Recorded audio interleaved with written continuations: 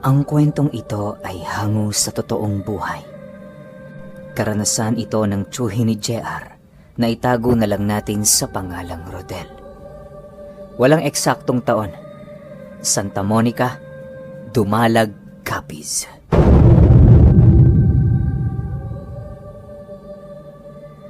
Itong mga panahong ito, isang magsasaka sa sitio ng Santa Monica itong si Rodel. Bagaman mula sa angka ng mga manggagamot, ay pinili niyang mamuhay ng normal. Sa 10 magkakapatid, ay tanging siya lang ang hindi tumanggap ng pamana mula sa kanyang yumaong ina. Sa pag-aakalang makakapamuhay siya ng normal, ay pinili niyang magpakalayo-layo, ngunit sa kabila ng naging desisyon, ay hindi pa din siya nilulubayan ng tawag ng kanyang tungkulin. Madalas siyang nakakakita ng mga elementong hindi nakikita ng mga normal na tao. Kadalasan pa sa mga ito ay humihingi ng tulong sa kanya. Binabaliwala niya ito at nagpapanggap na hindi niya nakikita at naririnig. Ngunit isang elemento ang nakapukaw ng interes nang noon ay binata pang si Rodel.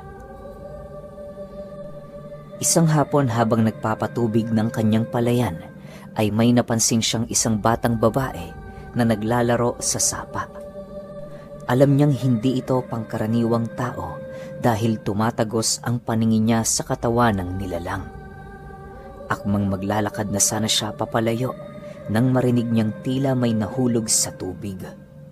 Nang lingunin niya ito, nakita niya ang batang babaeng engkantong pilit umaahon.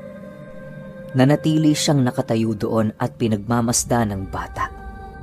Hanggang sa mapagtanto nitong hindi marunong lumangoy ang nilalang. May kalaliman din kasi ang sapang yon, mga nasa higit kumulang na 6 na talampakan. At tinatayang nasa 3 talampakan lang ang taas ng bata. Dali-daling tumalon sa sapa si Rodel para sagipin ng bata. At nang maiahon niya ito, ay iyak ng iyak ang engkanto. "Tahan na! Ano ba kasi ang iniisip mo dyan ka sa gilid ng sapa naglalaro? Yan tuloy, nahulog ka. Huwag ka na ulit maglalaro dyan, ha? Paano pala kung walang nakakita sa'yo? E di wala ka na." Wika ni Rodel. Agad namang tumigil sa pag-iyak ang batang engkanto at niyakap siya nito. Matapos ay ngumiti ang paslit at mabilis na tumakbo papasok sa kagubatan. Nang mga sumunod na araw ay palagi na siyang nakakakita ng basket na punong-puno ng mga prutas. At kung minsan, may kasama pa itong piraso ng mga ginto at mamahaling bato. Itinatabi niya ang mga ito at ni minsan ay hindi ginamit para sa sariling luho. Sa kabila ng mga pangyayari, ay pinili na lang niyang sanayin ang kanyang sarili. Alam din naman niya kasing hindi niya ito maiiwasan at isa nga sa mga pangyayaring lubusang nakapagpabago ng isipan ni Rodel na yakapin ang pagkababaylan ay nang minsan siyang nagkaroon ng engkwentro sa isang aswang. Pista sa bayan ng Santa Cruz noong mga panahong yon. Kaya dumayo si Rodel sa bahay ng isa sa mga kakilala. Inimbitahan kasi siya rito para maging ninong sa binyag ng kanyang anak. Hindi naman nakatanggi si Rodel dahil naniniwala siya sa kasabihang kapag tinanggihan mo daw ang imbitasyon ng pagiging ninong ay tatanda kang binata. Matapos ng binyagan ay kumain at nakipag-inuman muna siya sa kanyang mga kaibigan. Hindi rin kasi niya matanggihan ang isang galong lambanog na tila kumakaway sa kanya. Halos magkakakilala sila sa mesa, ngunit may isang lalaki na hindi pamilyar sa kanya. Ayon sa kanyang kaibigan, ay pinsan niya ito mula sa bayan ng Romblon. Noong una ay napakatahimik lang nito, ngunit nang malasing ay nagsimula na itong maglabas ng hangin sa katawan.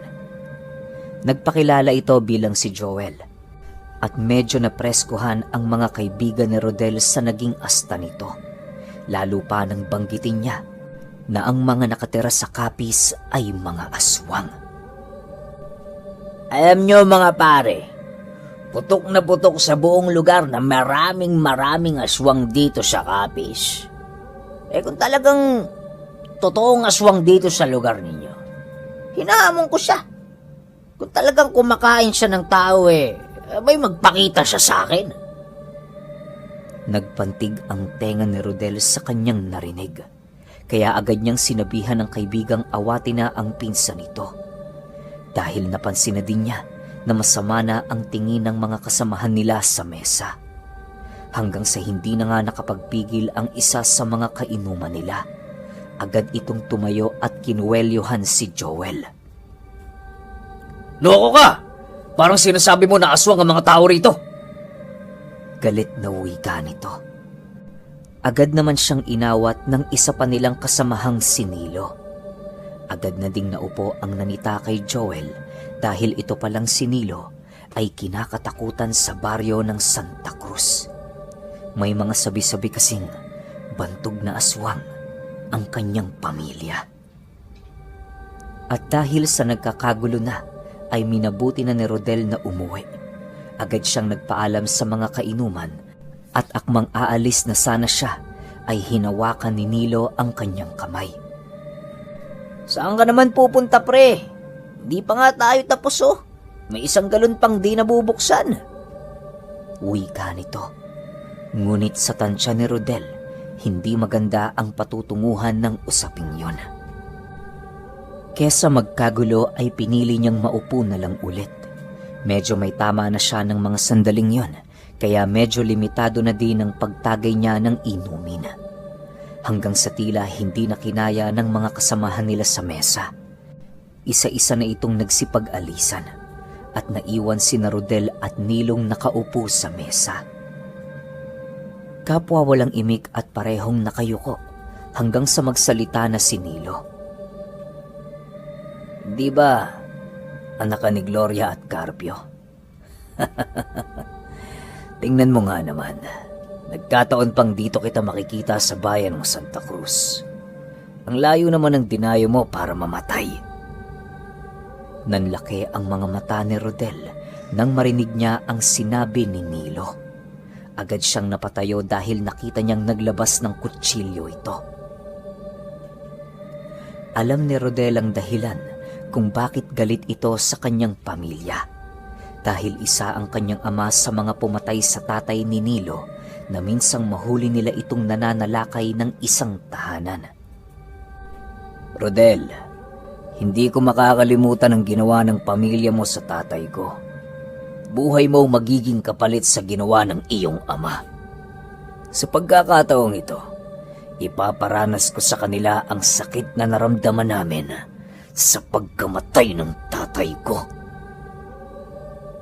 Wika nito sabay unday ng saksak kay Rodel. Agad namang nakailag si Rodel at dahil wala ng tao sa labas ng bahay, ay wala nang nakaawat sa kanila. Pinili ni Rodel ang labanan na si Nilo para na din sa sarili niyang kaligtasan. Ngunit sadyang malakas ito kung ikukumpara sa kanya. Dahil medyo lasing na din si Nilo, nagagawa pa ding makaiwas ni Rodel sa mga atake nito. Hanggang sa makadampot ng isang malaking sanga ng kahoy si Rodel at ginamit niya itong pamalo. Agad nitong hinampas si Nilo sa ulo kaya nawalan ito ng malay. Dali-dali siyang umalis sa lugar bago pa ito magising. Minabuti ni Rodel na wag itong ipaalam sa kanyang mga kapatid dahil ayaw din niyang magkaroon ng kaguluhan. Alam niyang babalikan siya ni Nilo dahil sa kanyang ginawa. Ngunit pinili niyang harapin ito ng mag-isa. Ang tanging problema niya lang ay paano siyang lalaban sa mga aswang. Ni hindi nga siya marunong makipagsuntukan sa isang normal na tao. Sa aswang pa kaya? Kahit papaano naman ay may natutunan siya sa mga ritual. Kagaya ng paggawa ng simpleng pangontra at mga dasal na pangproteksyon. Lumipas ang mga araw, naging maayos naman ang lahat. Hindi rin nagpakita sa kanila si Nilo o sino man mula sa angkan nito. Kaya inakala niyang hindi na ito gagante. at bunga lang ng kalasingan ang nangyari. Ngunit laking gulat niya nang minsang pauwi siya dahil nakasalubong niya ito sa daan.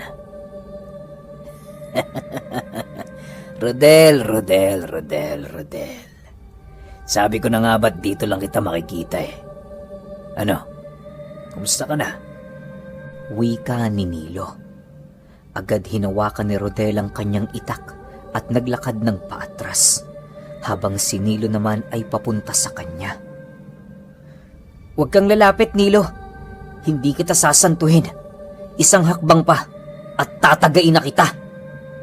Wika ni Rodel. Ngunit pinagtawanan lang siya ni Nilo. Patuloy ito sa paglalakad habang nagwiwika ng, Ano kaya ang mararamdaman ni Tatang Carpio pag pinatay kita? Alam mo, Rodel, matagal ko na tong gustong gawin eh. Ang patayin ng isa sa inyong magkakapatid. Wika ni Nilo sabay sakal kay Rodel. Agad naman itong nabitawan ang hawak na itak dahil ramdam niyang unti-unti na siyang kinakapos ng hininga dahil sa pagkakasakal sa kanya ni Nilo. Ramdam niya ding umaangat ang paa niya sa lupa. Sa isip-isip niya, ayun na marahil ang kanyang katapusan.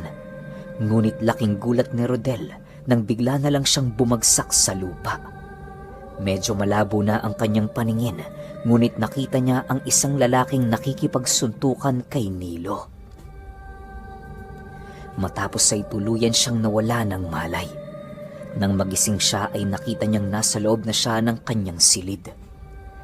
Agad siyang bumangon dahil naramdaman niyang tila may tao sa labas ng kanyang tahanan. Pagdungaw niya sa pinto, ay nakita niya ang isa sa kanyang mga kapatid na si Nonoy. Agad din itong tumayo nang malaman niyang nagkamalay na si Rodel. Oh, Manong, gising ka na pala. Mukhang meron kayatang hindi sinasabi sa amin ah. Bungad na tanong ni Nonoy. Agad namang nagdahilan si Rodel. Ayon sa kanya, simpleng away sa inuman lang ang pinagmula ng pananambang ni Nilo sa kanya. Bigla nitong naalala ang nangyari, kaya agad siyang nagtanong sa kapatid. Si Nilo nga pala. Anong nangyari sa kanya? Nasaan na siya? Tanong nito. Sinabi ni Nonoy na kumaripas na ito ng takbo matapos na itong putulan ng kamay. Nagulat naman si Rodel sa ginawa ng kanyang kapatid. Manong, alam kong hindi simpleng sagutan ang nangyari. Sabihin mo na sa akin ang totoo. Muling tanong ng kapatid. Ayaw na sanang palalain pa ni Rodel ang gulo, ngunit napilitan din siyang sabihin ang buong pangyayari. Pinagbantaan niya ako na iisa-isahin niya tayong lahat. Yun ang gagawin niya bilang paghihiganti kay tatay. Wika ni Rodel. Alam din ni Nonoy na darating ang pagkakataong ito at balak na sana niyang ipagbigay alamang lahat sa kanilang ama. Ngunit pinakiusapan siya ni Rodel na wag na itong sabihin. Nonoy, hindi na dapat pa madamay si Papang dito. Matanda na siya eh. Sa palagay ko, tayong dalawa na lang ang dapat humarap sa mga maaaring gawin ng pamilya ni Nilo.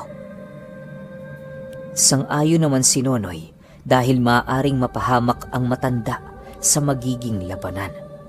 Bagaman walang alam sa pakikipaglaban itong si Rodel, minabuti na lang niyang harapin si Nilo kesa madamay pa ang kanilang ama. Agad na naghanda si Nonoy ng kanilang mga gagamitin. Mabilisan niya ding tinuruan si Rodel ng mga dapat gawin at mabilisan naman niya itong natutunan. Ilang araw din ang ginugol ni Nonoy sa paghahanda ni Rodel. Ngunit ang hindi nila alam, habang nagsasanay sila, ay nagsisimula na ang pananalanta ng mga kamag-anak ni Nilo. Nakarating ito sa iba pang kapatid ni Rodel, maging kay Lolo Carpio. Kaya naman nagtaka ang matanda dahil ang alam niya, matagal nang wala ang pamilya ni Nilo sa kanilang lugar. Ipinatawag niya ang mga magkakapatid na nasa malapit. Ang ilan kasi sa kanila ay nasa karatig probinsya pa at tanging aapat na lang silang natitira na piniling mamuhay sa tabi ni Lolo Carpio. at gampanan ang kanilang mga tungkulin sa kalikasan. Muli na naman tayong nahaharap sa isang malaking kaguluhan. Kung ano man ang naging dahilan nito, malamang may kaugnayan pa din ito sa mga nangyari sa nakaraan. At ito ang paraan nila upang gumante sa ginawa nating pagpatay sa kanilang padre de pamilya. Wika ni Lolo Carpio. Habang nag-uusap ay biglang dumating ang kapatid ni Lolo Carpio na si Lolo Canor. Sa ayos nito ay halatang may nangyaring hindi maganda. Manong Carpio, ang pamangkin mong si Celia nawawala. Hindi pa sila nahahanap ng mga taga-baryo. Kasama niya ang anak niya.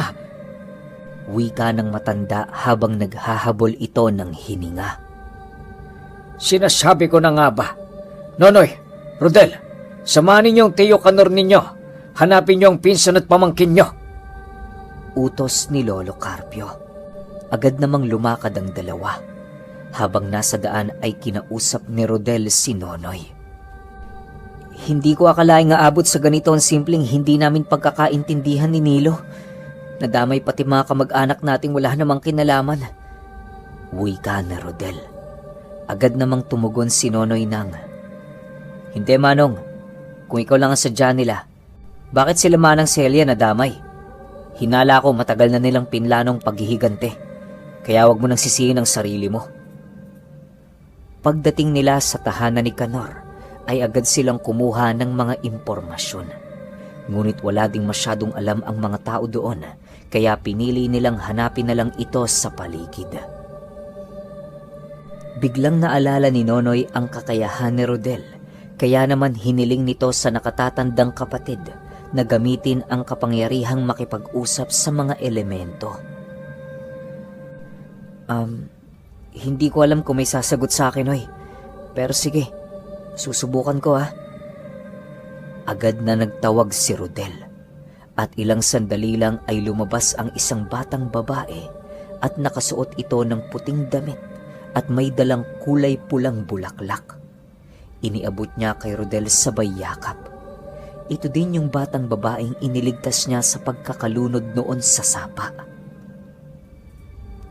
Manong, tinawag niyo po ako? May kailangan po ba kayo? Agad na tanong ng babae. Oo sana eh. May hinahanap kasi kaming dalawang tao. Isang babae at isang batang lalaki. Baka naman nakita mo sila sa paligid. Tanong ni Rodel. Agad namang ngumiti ang bata at sinabing nakita niya nga ang mga taong hinahanap nito. Nakita ko po sila. May kasama silang dalawang lalaki. Pinapasan po ng isa yung bata. Tapos yung babae naman nakatali yung kamay.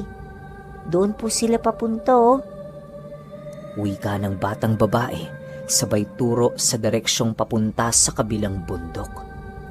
Napalunok ng laway si Nonoy dahil alam niyang ang bundok na yon ay sakop na ng bayan ng Tapaz at pinaniniwalaan nilang pugad ito ng mga masasamang elemento. Bata, sigurado ka bang doon sila nagpunta? Kasi, di ba maraming aswang sa lugar na yon? Muling tanong ni Rodel. Nanlaki naman ang mga mata ng dalawang binata nang sabihin ng bata na, Kasi po, mga aswang din ang kumuha sa kanila eh. Matapos niya itong sabihin ay agad na din itong naglaho. Tinawag pa ito muli ni Rodel, ngunit hindi na ito nagpakita pa. Ano nung? Tutuloy pa ba tayo o hindi? Tanong ni Nonoy. Bagaman kinakabahan sa maaring mangyari, pinili ni Rodel na suungi ng kagubatan ng Tapaz dahil buhay na ng kanilang mga kamag-anak ang nakataya. Hindi na tayo dapat magsayang pa ng panahon. Kailangan na natin silang sundan. Baka hindi na natin abutan ng buhay ang mag-ina. Wika ni Rodel. Agad na din silang tumulak papunta sa masukal na kagubatan. Sa daan pa lang ay katakot-takot na pagsubok na ang pinagdaanan nila. Nariyan yung haharangin sila ng mga tikbalang, iihian ng agda at paglalaroan ng kabre. Agad naman itong napapakiusapan ni Rodel, kaya pinapadaan sila ng mga nilalang. Pambihira talaga yung talento mo, Manong. Bakit kasi hindi ka pa nagsanay maging babaylan eh? Bati ni Nonoy. Alam mong may sarili akong dahilan, Noy. Gusto ko ng pangkaraniwang buhay, pero mukhang hindi na mangyayari yun eh. Tugon ni Rodel. Dahil kahit anong iwas at pangbabaliwala niya sa mga elemento, ay patuloy siyang ginugulo ng mga ito. Hanggang sa tuluyan na nga nilang narating ang sinasabing lugar ng Batang Engkanto. Nasipat nila mula sa kanilang kinaroroonan ang isang maliit na kuta na binubuo ng mga kalalakihan. May nakasinding mga sulu sa paligid, kaya kitang-kita nila ang pagkilos ng mga nandoon mula sa kanilang pinagtataguan. At sa gawing sulok ng kuta ay nakita nila si Celia at ang anak nito. Nakatali ang mga kamay at may piring ang mga mata. Sa pagkakataong yon, hindi na nagdalawang isip pa si Rodel. Noy, bahala na kung anong mangyayari. Tara, kunin na natin sina Celia. Wika nito sabay sugod.